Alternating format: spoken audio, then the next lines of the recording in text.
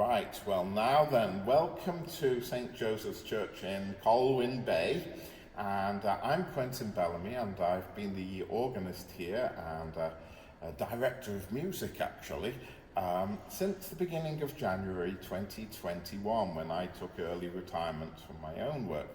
And I just thought it would be kind of quite nice if I was to show you the organ here at St. Joseph's. It's actually, to my knowledge, it's the second organ that I've known in the church. The first organ was installed somewhere back in the 1930s, and it came to this church second hand. It was an Aeolian residence organ. But to be truthful, that organ wasn't particularly suitable for church music, although it was a very fine example of its type of organ. But in about 1995, the church came into, I guess, possibly a legacy, and they decided that the time had come for the organ to be replaced.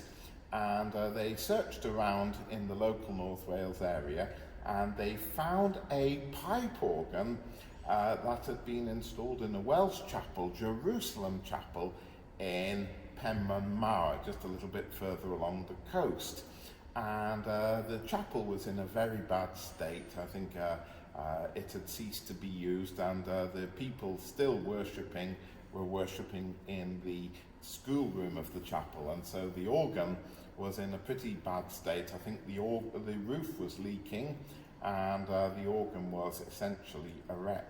But in a moment, our cameraman is going to just pan the camera over to the organ case. He's going to show you the organ case, and as you'll see, it looks essentially as though this organ was particularly built for this church, but it wasn't. It's built in 1904 and was in Jerusalem Chapel. Now, in 1995, under the organ consultant Michael Murphy, who was Fellow of the Royal College of Organists, in conjunction with the organist of the church at the time, he was John Williams. He'd been the organist here for 51 years until he died, and they managed to get George Sixsmith to come along, take the organ out of the Welsh chapel, back to his works in Mossley in Lancashire, and then it was installed here in the church with a brand new console.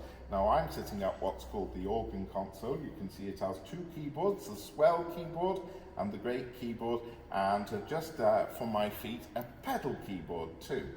And so I'd like to show you some of the stops on the organ. And first of all, I always like to start off with the quiet stuff. And so we have what we call the swell strings, the solitional and the vox celeste. And this is how it sounds.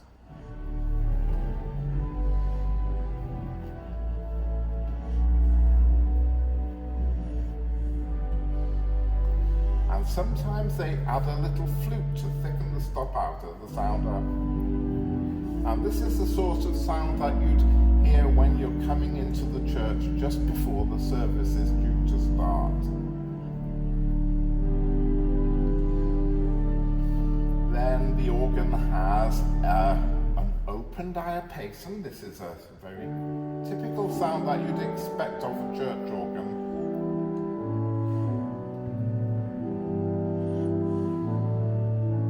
And on the swell organ, pipes of the swell organ, they're enclosed in a huge box which has some shutters in the front of it, and with the use of the foot pedal down here, right in the middle of the console, I push my foot down. It's like the accelerator pedal, and it opens the shutters up so that you get the sound swelling. There we are now closing, and it gives you the volume of the organ. Now, that was the diapason. And then we can add the 4-foot diapason.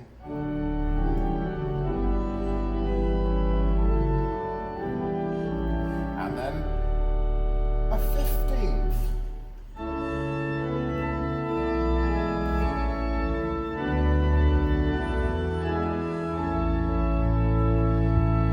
And there is also what we call two reed stops on the organ.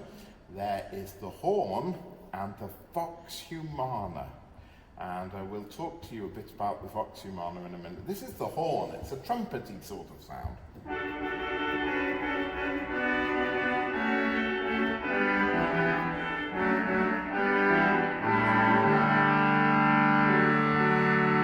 It's quite a powerful beast, that one. And then if you add the stops together, we have what's called octave couplers.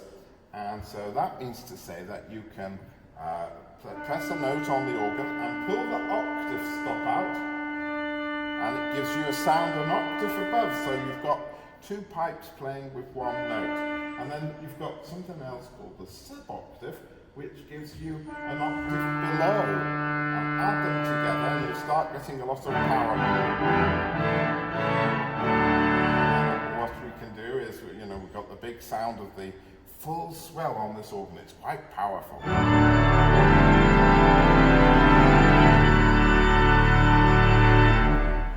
Now that's one of the reeds on the swell, and the other is called the vox humana, and it's supposed to emulate the sound of the human voice, but I'm not really quite sure about that, and I wouldn't want to insult our choir members to, this is what it sounds like.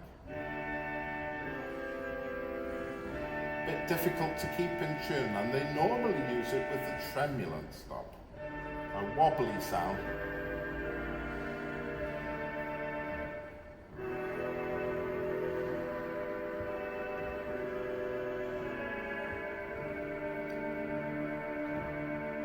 And I'm pretty sure that the vox humana is one of the few stops that remain in the organ from the predecessor organ, the vox humana, and Michael decided to keep it. There's also a little mixture on the organ called the sesquialter. It's a little bit odd in its sound on its own, but always quite nice if you play it in a little combination, like a bit like this.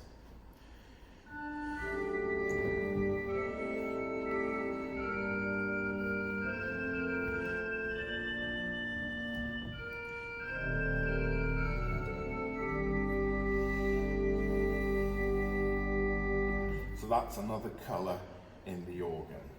Now we've got the great keyboard, and if you'd like to pan over to the organ case there, you'll see some of the pipes there, beautifully stenciled pipes. The organ was built by a firm called Conacher, Peter Conacher, the old firm from Huddersfield.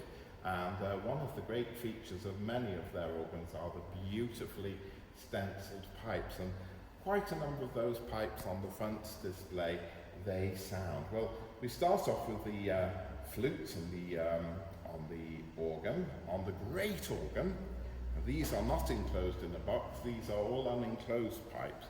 Here's the stopped diapason, kind of a fluty sound. Let's have something to accompany it with there.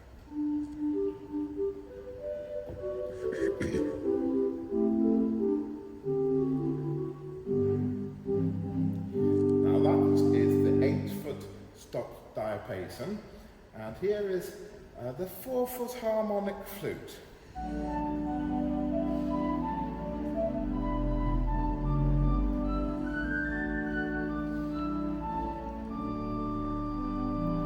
Two flutes together.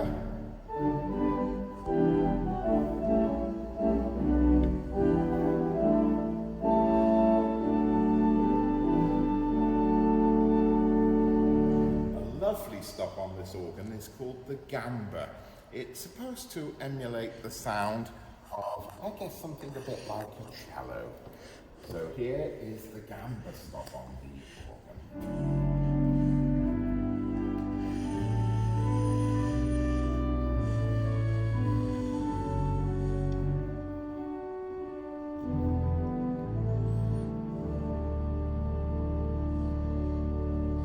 And then we come to the power of the organ, the open diapason. And I think that some of these open diapason pipes are on the front case there, the display case. here's the sound of the open diapason, a big old Conacher woof.